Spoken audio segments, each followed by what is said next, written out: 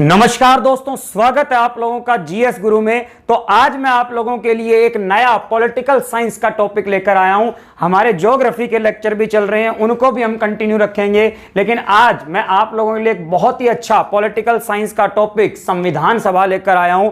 कोई भी एग्जाम हो, सेंट्रल लेवल का, स्टेट लेवल का, एसएससी का, एचएसएससी का, एससीएच का, पीसीएस का, कोई भी एग्जाम हो, संविधान सभा से काफी सारे प्रश्न पूछे जाते हैं। और आज का यह लेक्चर देखने के बाद आपका कोई भी प्रश्न संविधान सभा से नहीं छूटने वाला।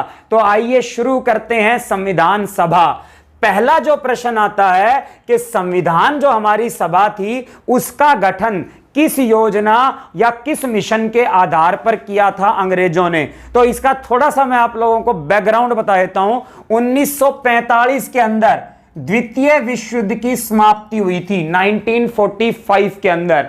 और जब द्वितीय विश्व युद्ध की समाप्ति हुई तो उस समय ब्रिटेन के हालात, आर्थिक हालात बहुत खराब हो गए थे द्वितीय विश्व युद्ध को लड़ते लड़ते। और अब ब्रिटेन अपने उपनिवेश जो थे, खास तौर पर बड़े उपनिवेश भारत जैसे, उनको आगे चला पाने में सक्षम नहीं था। और इसलिए उसने ये फैसला किया कि धीरे धीरे इन उपनिवेशों को क्या दे दी जाएगी, आजादी। इसी क्रम में 1945 के अंदर ब्रिटेन के अंदर चुनाव होते हैं और वहां पर लेबर पार्टी की सरकार आती है। क्लीमेंट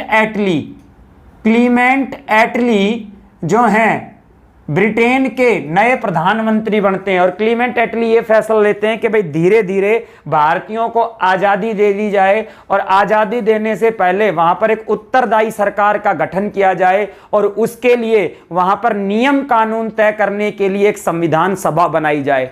और इसी संविधान सभा के गठन के लिए जो ब्रिटेन के उस समय प्रधानमंत्री थे क्लीमेंट एटली, वो भारत एक मिशन भेजते हैं जिसे हम कैबिनेट मिशन कहते हैं। इसे कैबिनेट मिशन इसलिए कहा जाता है क्योंकि इसमें ब्रिटिश सरकार के 3 कैबिनेट मंत्री मौजूद थे। कितने? 3 कैबिनेट मंत्री मौजूद थे ब्रिटिश सरकार के। और इसीलिए इस मिशन को हम कैबिनेट मिशन के नाम से जानते हैं। ये जो कैबिनेट मिशन था, इसमें 3 जो ब्रिटिश सरकार के मंत्री थे उनके नाम मैं बता देता हूं। सबसे पहले AB अलेक्जेंडर। कौन थे बेटा? AB Alexander. दूसरे नंबर पर इसके अंदर थे बेटा पैंथिक लॉरेंस।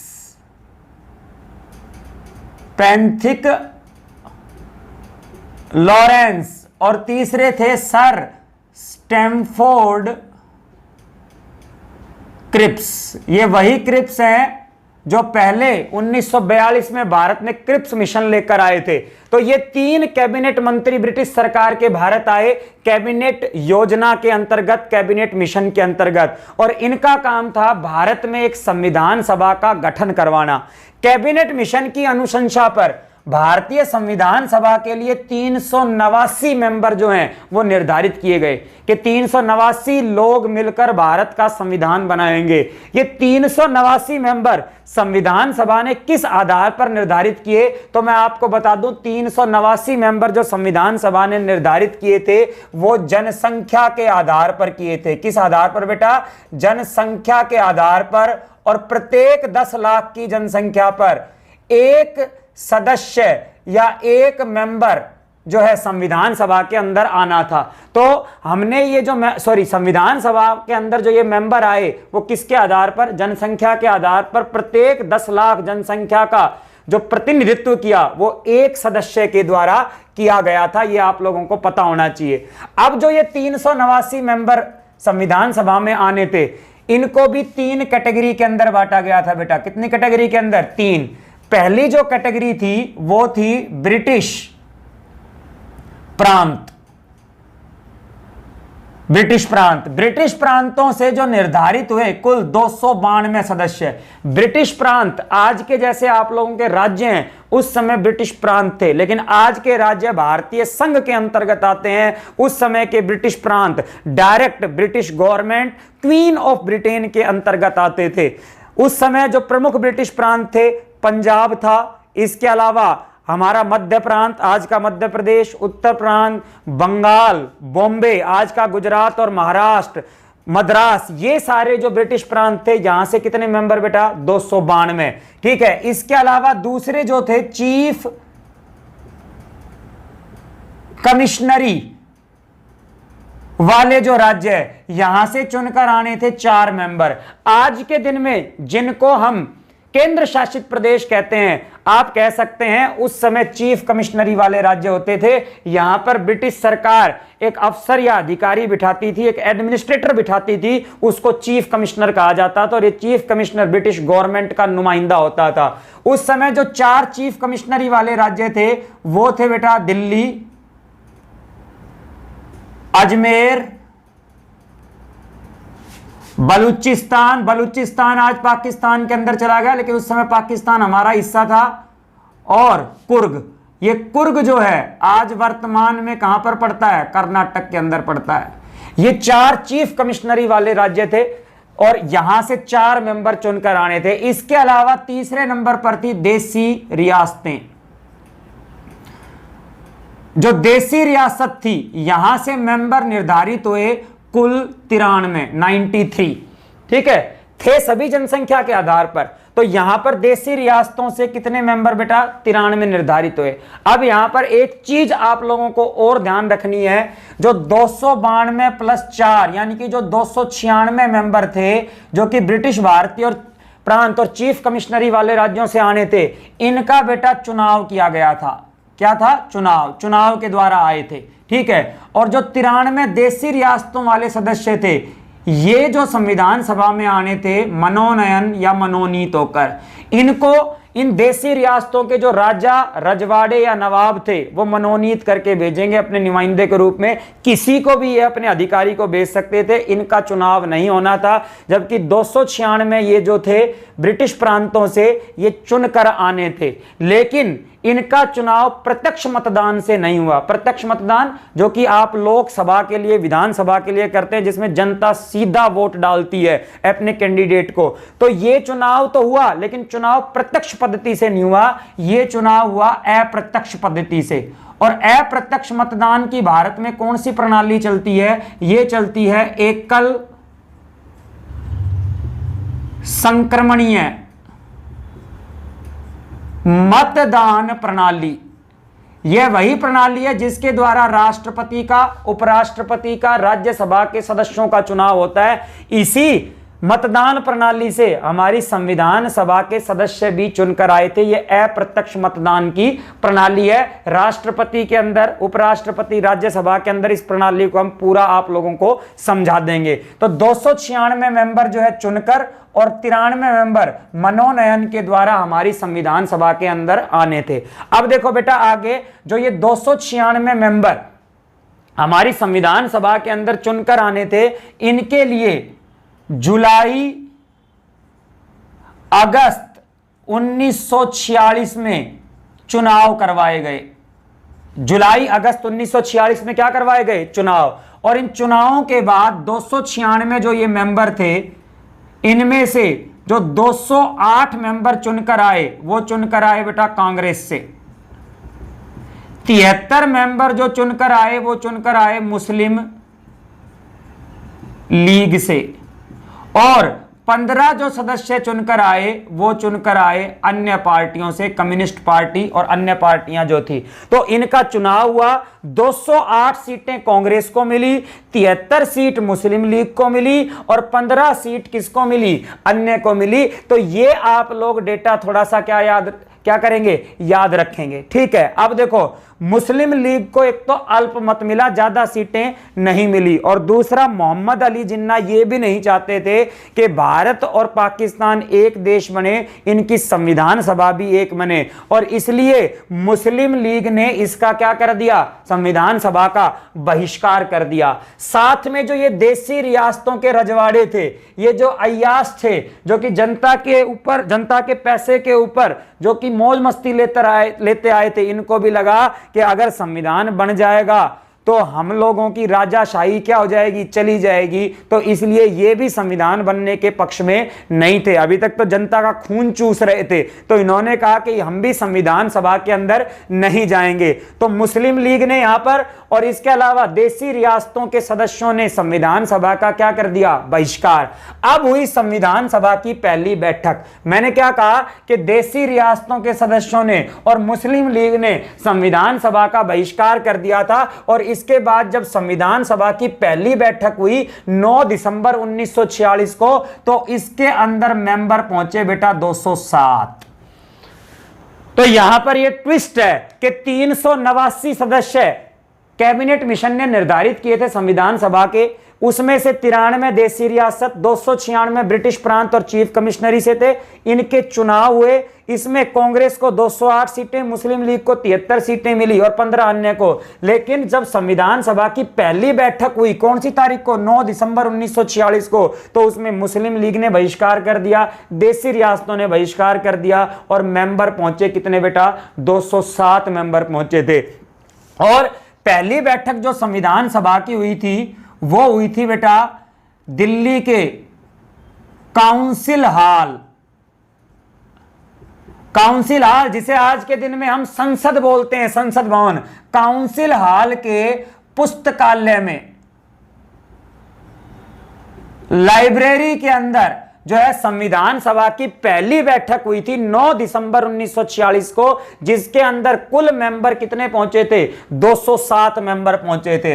अब देखो मैं ये नीचे वाला रब कर रहा हूं, आई थिंक आप लोगों ने इसको समझ लिया होगा। तो देखो अब ये जो 207 मेंबर पहली बैठक के अंदर पहुंचे, इन 207 मेंबरों में जो सबसे वरिष्ठ मेंबर था, सबसे अधिक आयु का जो मेंबर था, उसका नाम था सच्चिदानंद सिन्हा।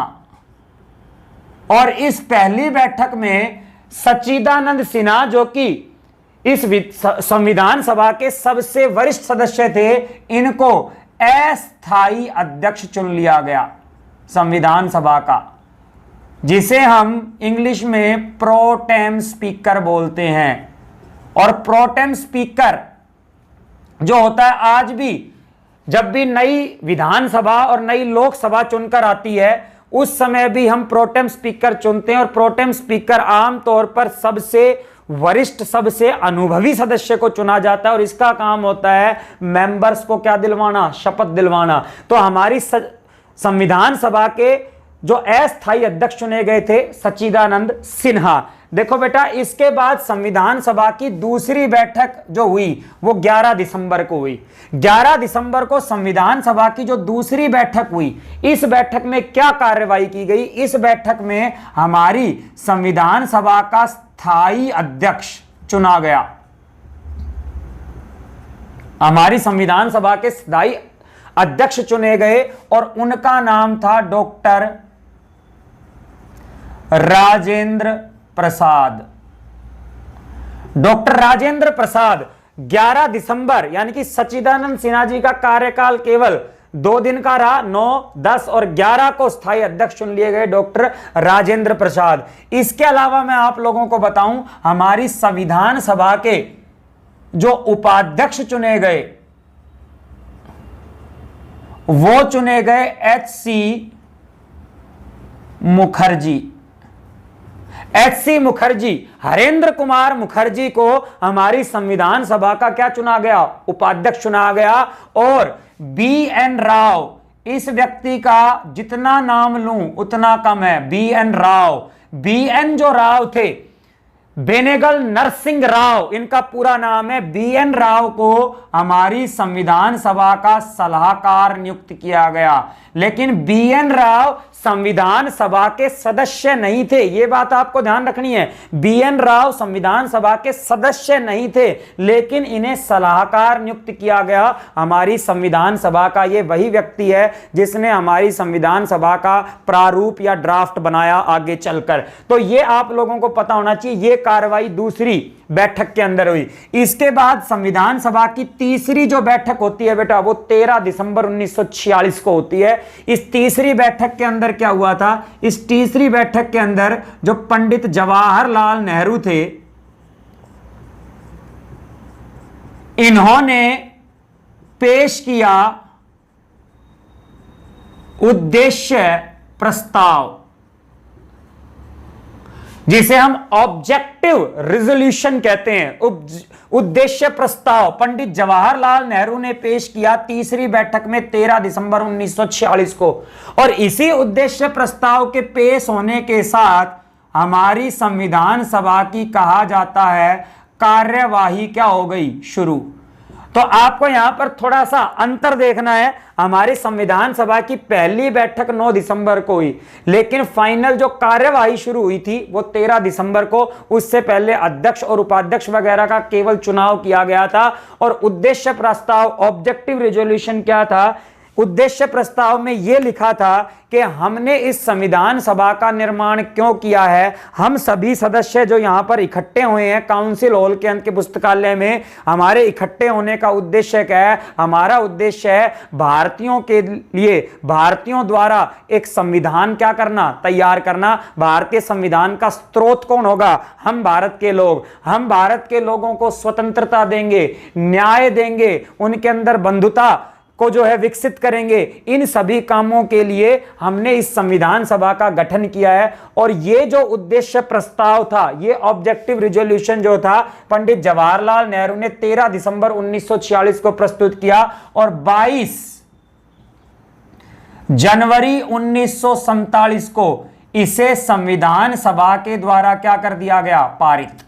आपको यह बात ध्यान रखनी है, बड़ा ही इंपॉर्टेंट क्वेश्चन है कि पंडित जवाहरलाल नेहरू ने 13 दिसंबर 1946 को उद्देश्य प्रस्ताव प्रस्तुत किया संविधान सभा में और 22 जनवरी 1947 को इसे पारित किया गया। पारित करने में इतना समय इसलिए लग गया बेटा क्योंकि मैंने आप लोगों को बताया था कि मुस्लिम लीग ने और देशी रियासतों के सदस्यों ने हमारी संविधान सभा का बहिष्कार कर दिया था। और उस समय जो डॉक्टर भीमराव अंबेडकर थे, जिन्हें संविधान का निर्माता कहा जाता है, उन्होंने कहा कि जब तक ये सदस्य संविधान सभा में वापस नहीं आ जाते या इनके ऊपर कोई फाइनल निर्णय नहीं हो जाता, तब तक हमें उद्देश्य प्रस्ताव को पारित नहीं करना चाहिए। हमने उनका इंतजार किया, लेकिन जब इंतजार पूरा हो गया, जब उनका फाइनल हो गया कि वो नहीं आएंगे, तो हमारी संविधान सभा ने 22 जनवरी 1947 को इस उद्देश्य प्रस्ताव को पारित कर दिया।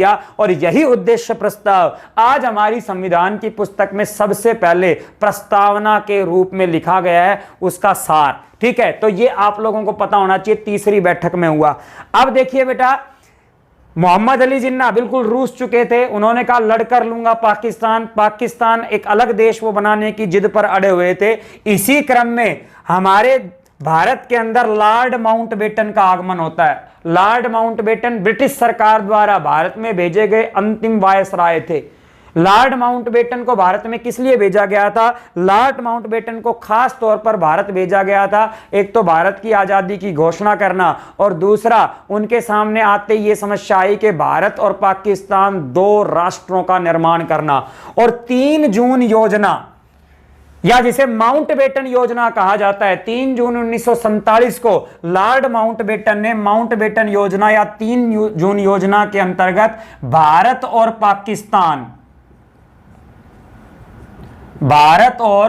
पाकिस्तान 2 अलग देशों की घोषणा कर दी। यानी कि मोहम्मद अली जिन्ना की जिद इस दिन पूरी हो गई। भारत और पाकिस्तान 2 अलग राज्यों की सांप्रदायिक आधार पर, यानी कि धर्म के आधार पर, इन 2 देशों की घोषणा कर दी लॉर्ड माउंटबेटन ने। और अब जो मुस्लिम लीग के कुछ मेंबर थे या देशी रियासतों के जो कुछ मेंबर थे, वो कहां पर चले गए? वो पाकिस्तान के अंदर चले गए। और इसके बाद हमारी संविधान सभा का फिर पुनर्गठन हुआ। पुनर्गठन के बाद कितने सदस्य निर्धारित हुए, उससे पहले हम छोटी सी बात और करेंगे। देखिए 29 अगस्त 1947 को हमारे संविधान की प्रारूप समिति बनाई गई। ये बड़ी इंपॉर्टेंट समिति है। यहां पर केवल एक समिति की बात करूंगा, लेकिन संविधान सभा ने बहुत सारी समितियों का गठन किया था। ठीक है, संघ शक्ति समिति थी, संघ संविधान समिति थी, प्रांतीय संविधान समिति थी, मूल अधिकार समिति थी, अल्पसंख्यक समिति थी। ये सारी समितियों के लिए अलग से एक वीडियो आप लोगों को दूंगा, संविधान की समितियां। लेकिन यहां पर सबसे इंपॉर्टेंट जो समिति थी वो थी प्रारूप समिति। प्रारूप का मतलब क्या होता है बेटा? ड्राफ्ट या नक्शा। हमारे संविधान का जो प्रारूप या नक्शा था उस पर विचार करने के लिए 29 अगस्त 1947 को, क्योंकि जब तक हमारे पास नक्शा नहीं होगा, प्रारूप नहीं होगा, स्ट्रक्चर नहीं होगा, हम उसके ऊपर बिल्डिंग कैसे खड़ा करेंगे। तो उस प्रारूप पर विचार करने के लिए 29 अगस्त 1947 को हमारी संविधान सभा ने प्रारूप समिति का गठन किया। इस प्रारूप समिति का जो अध्यक्ष था वो थे बेटा डॉक्टर भीमराव अंबेडकर। डॉक्टर भीमराव अंबेडकर इस प्रारूप समिति के कौन थे? अध्यक्ष थे। ठीक है, प्रारूप समिति में अगर आपसे पूछ ले कुल सदस्यों की संख्या कितनी थी? 7 कुल सदस्य इसके अंदर 7 थे, लेकिन इसके अध्यक्ष इसको बनाया गया डॉक्टर भीमराव अंबेडकर को। हालांकि डॉक्टर भीमराव अंबेडकर ने हमारे संविधान का प्रारूप नहीं बनाया। हमारे संविधान का प्रारूप जो बनाया था, मैंने आपको शुरुआत में आपको बताया था, यह बनाया था बी.एन. राव ने। बी.एन. राव जो थे, बेनेगल नरसिंह राव, इन्होंने प्रारूप बनाया था। बहुत बड़े जाने माने वकील थे उस समय के। और इस प्रारूप पर विचार करने के लिए प्रारूप समिति बनाई गई, उसके अध्यक्ष डॉक्टर भीमराव अंबेडकर को बनाया गया। और कुल सदस्य प्रारूप समिति में कितने थे? 7। प्रारूप समिति की कुल 114 दिन बहस चली थी प्रारूप पर।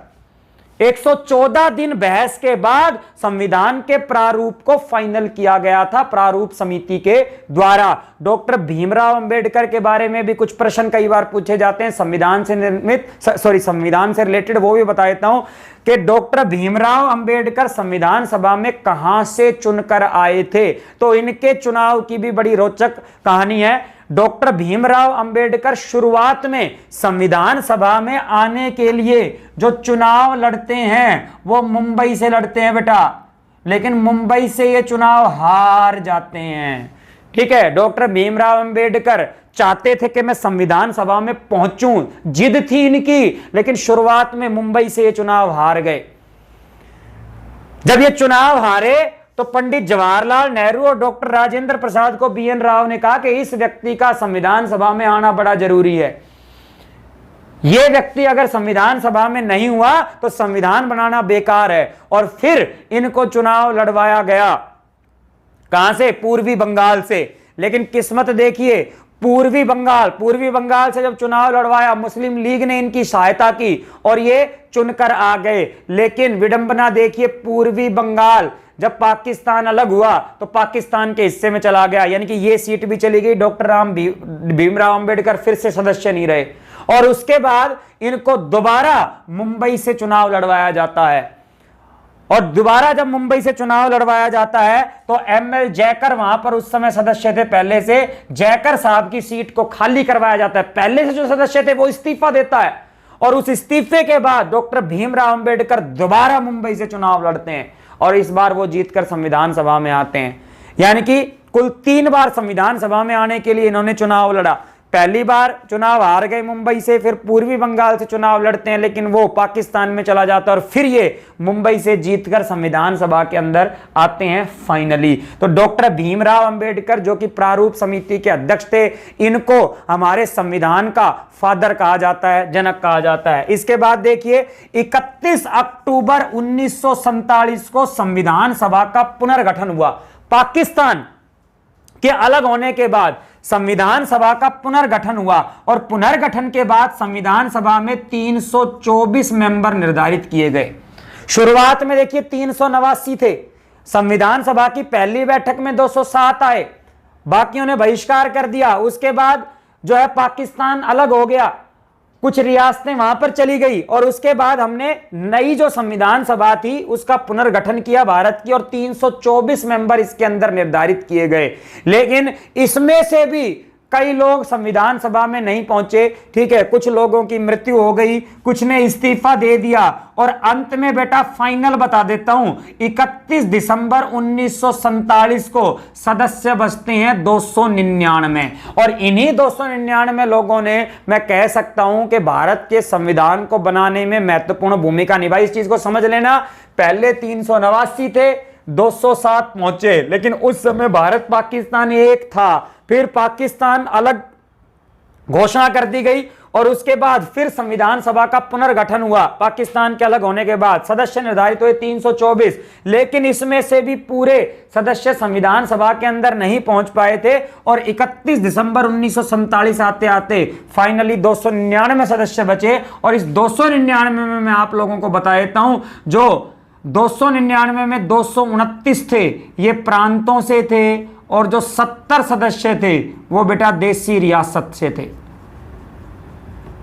तो ये फाइनली लोग थे जिन्होंने संविधान का क्या किया, निर्माण।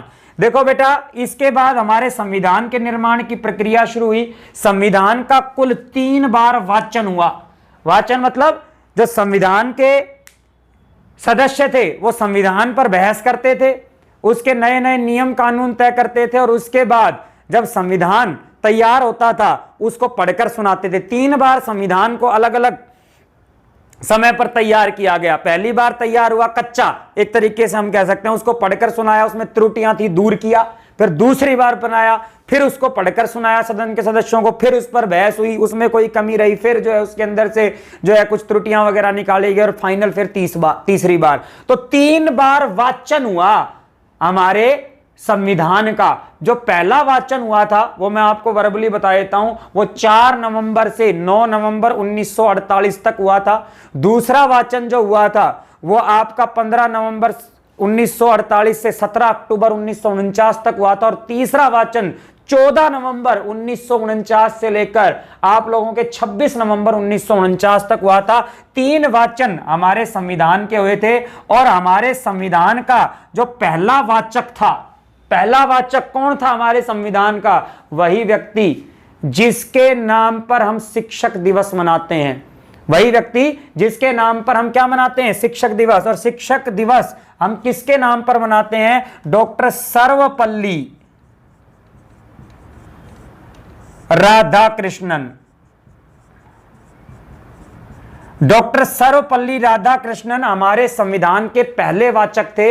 इन्होंने संविधान सभा को संविधान पढ़कर सुनाया।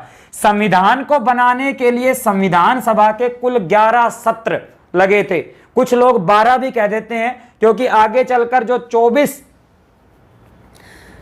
जनवरी 1950 को संविधान सभा की अंतिम बैठक हुई थी उसको भी कुछ लोग सत्र में शामिल कर लेते हैं, तो 12 हो जाते हैं। लेकिन यहां पर स्टैंडर्ड आंसर जो है वो 11 रहेगा कि संविधान सभा के कुल जो सत्र हुए थे वो कितने हुए थे? 11। और इसके बाद 26 नवंबर 1949 को हमारा संविधान बनकर पूरा हो गया, या मैं कहूं तैयार हो गया। संविधान 26 नवंबर 1949 को बनकर क्या हो गया था बेटा? तैयार हो गया था हमारा संविधान। 11 सत्र इसके अंदर लगे थे और 26 नवंबर 1949 को फाइनली जब हमारा संविधान बनकर तैयार हो गया तो उसी समय एट ए टाइम तरह तरीके से इसके 15 अनुच्छेद जो हैं वो लागू हो गए। पूरा संविधान लागू नहीं हुआ था 26 नवंबर 1949 को। इसके केवल और केवल कितने अनुच्छेद लागू हुए थे? 15। हाँ, इस दिन जो संविधान सभा ने संविधान को अंगीकृत जरूर कर दिया था भारत के नाम, ठीक है ना, जो कि हमारी प्रस्तावना के अंदर मिलता है, लेकिन यह लागू नहीं हुआ था। इसके केवल 15 अनुच्छेद उस दिन लागू हुए थे। ये 15 अनुच्छेदों में कुछ नागरिकता के संबंधित थे, चुनाव अनुच्छेद 5, 6, 7, 8, 9 जो कि नागरिकता से संबंधित है, 324 जो कि चुनावों से संबंधित है, ये कुछ अनुच्छेद लागू हुए थे। इसके अलावा जो पूरा संविधान लागू हुआ था वो आगे 26 जनवरी 1950 को लागू हुआ था। तो संविधान बनकर तैयार कब हुआ बेटा? 26 नवंबर 1949 को। इस दिन 15 अनुच्छेद लागू हो गए थे। इसके बाद आगे देखो बेटा, 24 जनवरी 1950 इस दिन हुई थी संविधान सभा की अंतिम बैठक। संविधान पूरा हो गया। इसके बाद ये फिर से इकट्ठे हुए संविधान सभा वाले। 24 जनवरी 1950 को इस दिन हुई थी संविधान सभा की अंतिम बैठक, लास्ट सिटिंग, और इसी दिन संविधान के ऊपर सिग्नेचर हुए थे, हस्ताक्षर हुए थे। मैं आप लोगों को बता देता हूं, ये बड़ा इंपॉर्टेंट है। और हमारे संविधान पर कुल 284 लोगों के हस्ताक्षर हुए थे। कितने लोगों ने हस्ताक्षर किया संविधान के ऊपर? 284। 299 थे यहां पर, ये सब भी यहां पर नहीं पहुंचे। 284 लोगों ने हस्ताक्षर किए केवल संविधान के ऊपर। और पहला हस्ताक्षर जो था वो था डॉक्टर राजेंद्र प्रसाद का। जो डॉक्टर राजेंद्र प्रसाद थे, इन्होंने संविधान के ऊपर पहला हस्ताक्षर किया था। ठीक है, तो 284 लोगों ने इसके ऊपर हस्ताक्षर किए और इसी 24 जनवरी 1950 को डॉक्टर राजेंद्र प्रसाद को भारत का राष्ट्रपति नियुक्त किया गया। अब ये संविधान सभा के अध्यक्ष नहीं रहे, ये बना दिए गए भारत के राष्ट्रपति। इसी 24 जनवरी 1950 को इन्होंने भारत के राष्ट्रपति के रूप में क्या ले ली? शपथ ले ली। और इसके बाद 26 जनवरी 1950 को संविधान पूरे देश के ऊपर लागू हो गया और इसी दिन को हम गणतंत्र दिवस के रूप में मनाते हैं।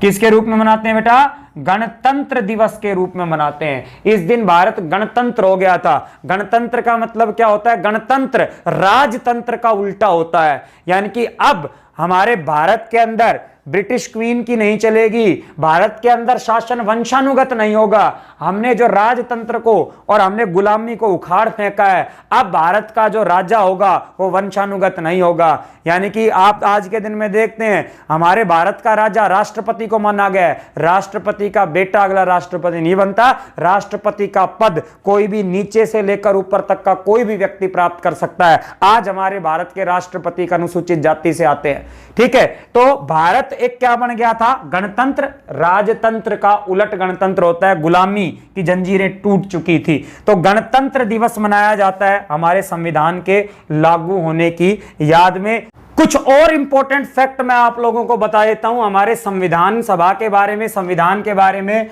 अगर कभी आपसे यह पूछ लिया जाए, ये स्टैटिक फैक्ट्स हैं, कभी आपसे यह पूछ लिया जाए कि हमारे संविधान को बनने में कुल समय कितना लगा है, तो आप बताएंगे 2 साल 11 महीने और 18 दिन का समय लगा है हमारे संविधान को बनाने में। इसके अलावा अगर कुल खर्चे की बात करूं तो 63,96,729 रुपया हमारे संविधान को बनाने में लगा। राउंड ऑफ में जिसको हम 64 लाख कह देते हैं, ये 64 करोड़ नहीं है। कई पुस्तकों में जो चूर्ण साहब किताब हैं उनमें 64 लाख या 64 करोड़ या 6.4 करोड़ लिखा होता है। तो 64 लाख रुपए लगे हैं बेटा, एग्जैक्ट ये फिगर है हमारे संविधान को बनाने में। इन 2 लोगों का नाम भी जरूर लूंगा, बड़े इंपॉर्टेंट आदमी है 2। ठीक है, प्रेम बिहारी नारायण रायजादा और दूसरे हैं बेटा नंदलाल बोस। अब ये व्यक्ति कौन है? देखो, हमारा संविधान सभा ने संविधान बनाया, लेकिन इस संविधान को लिखा किसने? उसको सजाया किसने? हमारा जो संविधान पहला मूल संविधान था, मूल प्रति है जो हमारे संविधान की, वो किसी प्रिंटिंग प्रेस में नहीं छपी, वो पूरी की पूरी हाथ से लिखी हुई है और हाथ से ही सजाई गई है। तो ये व्यक्ति जो प्रेम बिहारी नारायण रायजादा है, ये वो व्यक्ति है जिन्होंने अपनी कलम से हमारे पूरे संविधान को, मूल प्रति को लिखा है। ये इटालिक राइटिंग के बड़े महान कलाकार थे प्रेम बिहारी नारायण रायजादा, और खुद उस समय प्रधानमंत्री पंडित जवाहरलाल नेहरू इनके पास गए और इनको कहा कि आपको संविधान लिखना है, बताइए कितना पैसा लेंगे। लेकिन रायजादा ने यह बोला कि मैं देश के लिए इतना बड़ा काम कर रहा हूं, ठीक है, इतना महान काम कर रहा हूं, इसको पैसों में मत तोलिए पंडित जी। लेकिन उन्होंने एक शर्त रखी कि हमारे संविधान के प्रत्येक पन्ने के ऊपर मेरा नाम होगा और अंतिम पन्ने पर मेरे नाम के साथ मेरे पिता का नाम भी होगा, जिसने मुझे ये कला दी, जिसने मुझे इस लायक बनाया। और ये बात पंडित जवाहरलाल नेहरू ने स्वीकार कर ली कि ये तो कोई बड़ी बात नहीं है इतनी मेहनत के बदले में। तो मूल प्रति पर प्रत्येक पन्ने पर इनका नाम है। इसी व्यक्ति ने अपने कलम से संविधान क्या एक एक अक्षर को उकेरा है। और आप मूल प्रति को अगर संविधान की देखेंगे तो उसमें कहीं भी नहीं लगेगा कि हाथ से लिखा हुआ है, ऐसा लगेगा जैसे प्रिंटिंग प्रेस में छप के आया हुआ है। नंदलाल बोस की कौन है? देखो बेटा, हमारा जो संविधान का पेज है वो कुछ इस प्रकार से दिखता है। इसके बीच में हमारे संविधान का मूल पाठ लिखा हुआ है, आर्टिकल वगैरह हैं, उनकी भाषा वगैरह लिखी हुई है, और साइड में जो है यहां पर चित्रकारी हुई है। संविधान के प्रत्येक पेज पर। उस चित्रकारी में भारतीय संस्कृति, भारतीय इतिहास की प्रमुख घटनाएं और भारतीय स्वतंत्रता संग्राम की प्रत्येक घटना को उकेरा है। और उस महान चित्रकार का नाम है नंदलाल बोस, जिसने ये काम किया है। तो ये जो पूरा सजाया है हमारे संविधान को, वो नंदलाल बोस के द्वारा सजाया गया है। तो इन दो लोगों का नाम भी जरूर पता होना चाहिए अगर आप संविधान के बारे में पढ़ रहे हैं। इसके बाद कई बार प्रश्न पूछा जाता है कि हमारी संविधान सभा में कुल महिला सदस्य कितनी थी? तो बेटा 15 महिला सदस्य थी हमारी संविधान सभा के अंदर, ठीक है। और इनकी जो अध्यक्ष थी वो कौन थी? हंसा मेहता। 15 महिलाएं थी संविधान सभा में, इनकी अध्यक्ष कौन थी बेटा? हंसा मेहता इनकी अध्यक्ष थी। और अगर अनुसूचित जाति के सदस्य हमारे संविधान सभा में पूछे तो आप लोगों को बता देना है कितने? 33 अनुसूचित जाति के सदस्य हमारी संविधान सभा के अंदर मौजूद थे। और मैंने शुरुआत में अभी पीछे आपको बताया 284 लोगों ने हमारे संविधान पर क्या किए थे? हस्ताक्षर। तो आज के इस टॉपिक में इतना ही। उम्मीद करता हूं कि मैंने लगभग सारी चीजें कवर कर दी हैं संविधान सभा से रिलेटेड। अगर फिर भी कोई चीज रह गई हो और आप लोगों को पता हो तो कमेंट बॉक्स में कमेंट जरूर करना। सीखने के लिए हमेशा तैयार रहता हूं मैं, मेरी भी नॉलेज में इंक्रीज होगा। और अगर आप लोगों को यह वीडियो अच्छा लगा है तो प्लीज लाइक करना, शेयर कर देना, और चैनल सब्सक्राइब नहीं किया है तो नीचे सब्सक्राइब का बटन दबा देना, बेल आइकन को भी दबा देना ताकि नोटिफिकेशन आप तक पहुंचता रहे। और अगला वीडियो जल्द लेकर आऊंगा। अभी कुछ दिनों से 2-4 दिनों से वीडियो नहीं आ पाया था क्योंकि यूट्यूब ने मेरा मोनेटाइजेशन ऑफ कर दिया था, तो उस चक्कर में मैं लग गया था, परेशान हो गया था कि चैनल ही बंद हो जाएगा। लेकिन अब वो समस्या सुलझ गई है। अब कंटिन्यू आपको वीडियो मिलेंगे, ज्योग्राफी का, पॉलिटी का, दोनों अल्टरनेट डेज पे मिलेंगे। दोनों जो है आप सब्जेक्ट्स की पढ़ाई कीजिए और अपने घर पर रहें, स्वस्थ रहें, सुरक्षित रहें, माँ बाप परिवार वालों का ध्यान रखें। तो अगले वीडियो में फिर मिलते हैं। धन्यवाद।